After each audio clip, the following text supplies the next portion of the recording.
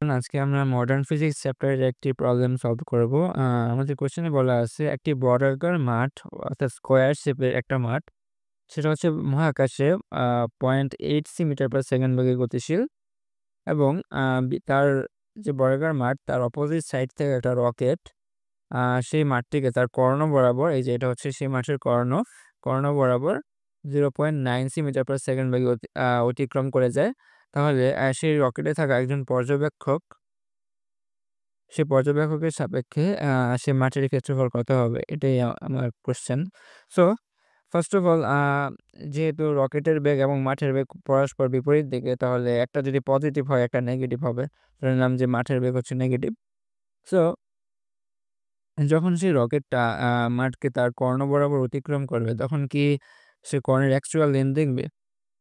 দেখবে না কিন্তু। তখন রকেটে থাকা পর্যবেক্ষকের সাপেক্ষে সে ওই মাঠের যে কর্ণটা, সেটার দৈর্ঘ্য একটু কমে আসবে, তাই না? দৈর্ঘ্যের আপেক্ষিকতা অনুযায়ী। সো আমি ধরে নিলাম যে সেই আ রকেটে থাকা পর্যবেক্ষক মাঠের কর্ণকে এই যে এতটুকু দেখবে। তার কাছে লেন্থটা কমে আসছে। তো তখন এই যে এই মাঠের শেপটা কেমন হবে? এই যে রকেটে থাকা পর্যবেক্ষকের সাপেক্ষে মাঠের শেপটা হবে এরকম। এই তো। এই যে এটা বলতে পারবা এটা কিসের শেপ? এটা কি আর বর্গ আছে? বর্গ নাই কিন্তু। এই যে এখানে এই প্রত্যেকটা বাহুর দৈর্ঘ্য কিন্তু সমান। হচ্ছে এই যে প্রত্যেকটা বাহুর দৈর্ঘ্য সমান, বাট কর্ণগুলো হচ্ছে ভিন্ন। যে কর্ণের লেন্থ ভিন্ন।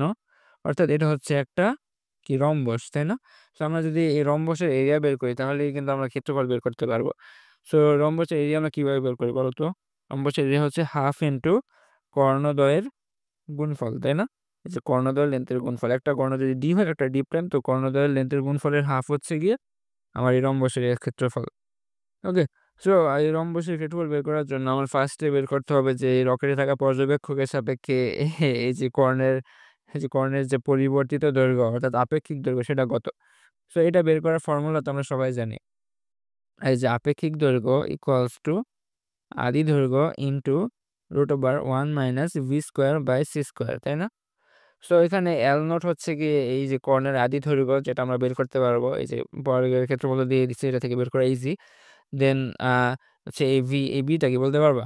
এখানে কিন্তু ২ টা বেগ দেওয়া 0.9c অ্যান্ড 0.8c, এখানে কোনটা বসবে বলো তো? এখানে কিন্তু একটা বসবে না। এটা হচ্ছে গিয়ে এই মাঠের সাপেক্ষে অর্থাৎ অবজেক্টের সাপেক্ষে অবজারভারের যে আপেক্ষিক বেগ, সেটাই হচ্ছে গিয়ে আমার ভি। সো সেই ভিটা যদি বসাতে চাই তো আমাদের আপেক্ষিক বেগের মান বের করতে হবে। সো আমরা আপেক্ষিক বেগ সম্পর্কে তো পড়ছি, ভেক্টর চ্যাপ্টারে অনেক পড়ছি না? এই যে এ এর বেগ বি এর সাপেক্ষে কি হবে বলো তো? VA - VB, এটা আমরা পড়ছিলাম না আপেক্ষিক বেগ পড়ার সময়? কিন্তু এখানে কি আমরা এই ফর্মুলা ইউজ করতে পারবো? পারবো না কিন্তু। কজ এই যে এই আপেক্ষিক বেগের যে এই ফর্মুলাটা, অর্থাৎ VAB = VA - VB, এটা হচ্ছে গিয়ে গ্যালিলিয়ান রূপান্তর থেকে আসে। অর্থাৎ গ্যালিলিও এই সূত্র দিয়েছে। বাট এই সূত্রটা কিন্তু আ অনেক কম বেগ যখন হবে তখন প্রযোজ্য। যদি বেগের মান অনেক বেশি অর্থাৎ আলোর বেগের কাছাকাছি হয়, তখন কিন্তু এই ফর্মুলা ইউজ করা যাবে না। ঠিক আছে? তখন আমাদের ইউজ করতে হবে লরেন্সের রূপান্তর। লরেন্সের রূপান্তর থেকে আমাদের এই আপেক্ষিক বেগের মানটা বের করতে হবে। বুঝছো? সো লরেন্সের রূপান্তর কি জিনিস সেটা যাওয়ার আগে আমরা কিছু নরমাল ক্যালকুলেশন করে নেই। এই যে মাঠের যে ক্ষেত্রফল সেটা হচ্ছে ১,০০০ মিটার স্কয়ার। ধরে নিলাম যে বর্গের দৈর্ঘ্য ছিল a, সো a² = ১,০০০। এখান থেকে বর্গের বাহুর দৈর্ঘ্য আসে a = 10√10 মিটার। অ্যান্ড এখান থেকে যদি আমি কি বলে কর্ণের আদি দৈর্ঘ্যটা বের করি L নট, কি হবে বলো তো? √a² + a²। সো এখান থেকে যদি মান বসাই দিই 10√10, তাহলে অ্যান্সার আসে 20√5 মিটার।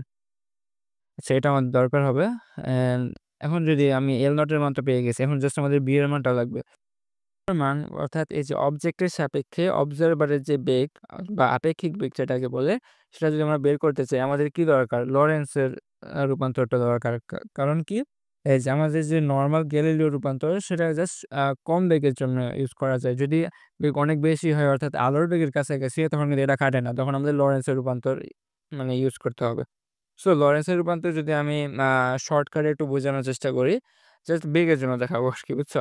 সো মনে করো আমার কাছে একটা প্রসঙ্গ কাঠামো আছে যেটা হচ্ছে S, এবং সেটা হচ্ছে স্থির প্রসঙ্গ কাঠামো। এটা নড়াচড়া করবে না। এবং আমার কাছে আরো একটা প্রসঙ্গ কাঠামো আছে S প্রাইম, যেটা কিনা গতিশীল। এই যে এটা মুভ করতে পারবে, এই যেভাবে মুভ করতে পারবে গতিশীল প্রসঙ্গ কাঠামো।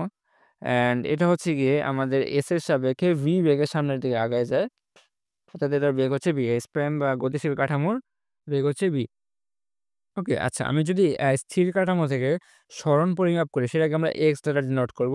যদি আমরা স্থির কাঠামো থেকে সময় পরিমাপ করি সেটাকে আমরা টি দ্বারা ডিনোট করব। যদি বেগ পরিমাপ করি সেটা ভি দ্বারা, এবং যদি ত্বরণ পরিমাপ করি সেটা এ দ্বারা ডিনোট করব। ওকে, অ্যান্ড যদি সেম কাজটা আমি গতিশীল কাঠামোর সাপেক্ষে করি, গতিশীল কাঠামোর সাপেক্ষে সরণকে আমরা লিখবো এক্স প্রাইম, ত্বরণকে লিখবো আমরা এ প্রাইম, সময়কে লিখবো টি প্রাইম, বেগকে লিখবো ভি প্রাইম। ওকে, আচ্ছা। সো আমরা এখন আরেকটা জিনিস দেখব। মনে করো যে এখানে একটা ঘটনা ঘটতেছে, যেকোনো ঘটনা। ওকে, হইতে পারে যে একজন সামনের দিকে দৌড় দিছে, ওর আরো একটা বস্তু আসতেছে, আরো একটা বস্তুর বেগ আমরা দেখতে পাইতেছি, ওর একজন লাফ দিতেছে বা একটা বোম ফাটছে, যেকোনো ঘটনা হইতে পারে। ঠিক আছে, র্যান্ডম ঘটনা, তাকে লিখেছিলাম ঘটনা। ওকে, সো এই ঘটনাকে আমরা এই যে স্থির কাঠামো এবং গতিশীল কাঠামো দুটার সাপেক্ষে দেখবো কিরকম হয়। এস এর সাপেক্ষে এই যে ঘটনার বেগ সেটাকে আমরা ডিনোট করবো ভি এক্স দ্বারা। ওকে, আমরা সবগুলো কিন্তু একটা অক্ষ বরাবর, ঠিক আছে? যেকোনো একটা র্যান্ডম এক্স অক্ষ হইতে পারে, ওয়াই অক্ষ হইতে পারে, বাট সবগুলো একই দিক বরাবর যাইতেছে। আমরা ধরে নিলাম যে এক্স অক্ষ বরাবর, সেজন্য এই ঘটনার বেগকে আমরা ডিনোট করলাম ভি এক্স দ্বারা। যদি আমরা সেম কাজটা করতাম এস প্রাইমের সাপেক্ষে, এস প্রাইমের সাপেক্ষে ঘটনার বেগকে আমরা বলবো ভি এক্স প্রাইম।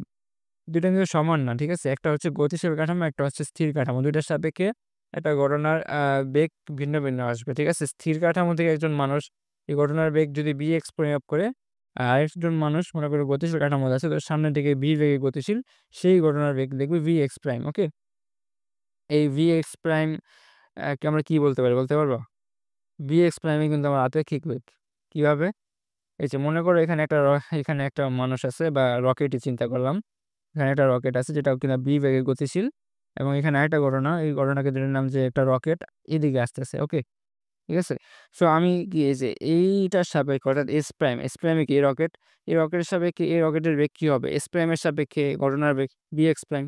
অর্থাৎ বি এক্স প্রাইমে হচ্ছে আমার এই রকেটের সাপেক্ষে এই যে ঘটনার যে রকেট সেটার বেগ v x prime. So v x prime হচ্ছে আমার আপেক্ষিক বেগ। সো লরেন্সের সূত্র মতে এই বি এক্স প্রাইম বের করার একটা ফর্মুলা আছে, এটা কি বলতে পারবা? আমি বলে দিই, bx minus v divided by 1 minus vx into v divided by C square. Okay, এটার একটা বড়সড় একটা প্রুফ আছে যেটা কিনা আমি দেখাবো না, তোমরা চাইলে ইন্টারনেটে দেখতে পারো। যাই হোক, সো আমি এই ফর্মুলা ইউজ করে এই যে রকেট বা কি বলে গতিশীল কাঠামোর সাপেক্ষে একটা ঘটনার বেগ পরিমাপ করতে পারি bx প্রাইম। ওকে, সো আমরা যদি এই ফর্মুলাটা আমাদের এই যে ম্যাথে ইউজ করি, এই যে মনে করো এটা হচ্ছে কি আমার কি বলে গতিশীল কাঠামো এস প্রাইম, এবং এখানে আমি আরেকটা কাঠামো চিন্তা করলাম স্থির কাঠামো। এই স্থির কাঠামোর সাপেক্ষে কিন্তু এই যে রকেটের বেগ 0.9 c। ওকে, এই যে 0.9 c এটা কিন্তু স্থির কাঠামোর সাপেক্ষে। আচ্ছা, এখন যদি আমি এই যে এস প্রাইম বা গতিশীল কাঠামো মাঠের সাপেক্ষে, এই যে অবজেক্টের সাপেক্ষে এই যে রকেটের বেগটা বের করতেছে, সেটা কি হবে? vx প্রাইম হবে না? এই গতিশীল কাঠামোর সাপেক্ষে ঘটনার বেগ। তো এখানে vx প্রাইমই হচ্ছে কি আমার মাঠের সাপেক্ষে রকেটের বেগ। সেটাকে আমরা কি লিখতে পারি? ভি রকেট এফ, এটা বলতে পারি না? এই যে ফিল্ডের সাপেক্ষে রকেটের বেগ, এটাকে আমরা এটা হচ্ছে আমার ভি এক্স প্রাইম। সো এটা যদি ইউজ করি তাহলে এটা হবে হচ্ছে V x minus V. V x কি? ভি এক্স হচ্ছে যে এস এর সাপেক্ষে রকেটের বেগ 0.9 c মাইনাস ভি কি? ভি হচ্ছে গিয়ে এই যে স্থির কাঠামোর সাপেক্ষে এস প্রাইমের বেগ। এস প্রাইমের বেগকে আমরা ভি দ্বারা প্রকাশ করি না, এটা কত? Minus 0.8 c minus divided by 1 minus 0.9 c into 0.8 c, এখানে একটা মাইনাস চলে সামনে এসে প্লাস হয়ে যাবে, divided by C square. Okay, so এটা যদি আমরা ক্যালকুলেশন করি তাহলে কি আসবে? সো এটা ক্যালকুলেশন করলে আসে 0.988 c মিটার পার সেকেন্ড। ওকে, সো আমি কি বের করছি, এই যে রকেটের কি বলে মাঠের সাপেক্ষে এই যে এটার বেগ, রকেটের বেগ। সো এটাই কি আমার ভি এর মান, আপেক্ষিক বেগ। সেখানে যদি আমি বসাই দিই, এল নট হচ্ছে 20√5 ডিভাইডেড বাই 1 মাইনাস ভি এর মান আগে বের করলাম 0.988 C whole square divided by C square. So এটা যদি আমি ক্যালকুলেশন করি তাহলে অ্যান্সার আসে 6.907 মিটার। ওকে, সো আমি এই রকেটে থাকা পর্যবেক্ষকের সাপেক্ষে এই যে মাঠের যে কর্নার দৈর্ঘ্য সেটা বের করে ফেলছি, সেটা হচ্ছে LR। এবং এই যে এই কর্ণটা এটা এই বরাবর তো রকেটের কোনো বেগের উপাংশ নাই, অর্থাৎ এটা যা ছিল তাই থাকবে। এটা হবে হচ্ছে L কত L0, ঠিক আছে। সো এই যে এই যে রকেটে থাকা পর্যবেক্ষক মাঠের শেপটাকে একটা রম্বস দেখবে, যেটার একটা কর্ণ হচ্ছে LR 6.907 এবং আরেকটা হচ্ছে L0, ঠিক আছে। সো এই রম্বসের ক্ষেত্রফল আমরা কীভাবে বের করি? এরিয়া হবে half into LR into L0, ঠিক আছে। সো হাফ ইন্টু 6.0907 ইন্টু কত 20√5 মিটার স্কোয়ার। এটা ক্যালকুলেশন করলে আসে 154.554 মেবি সামথিং আসে, যাই হোক এটা আমি জিজ্ঞেস করি, তো এটাই আমার অ্যান্সার। ওকে, সো টাটা এভরিওয়ান।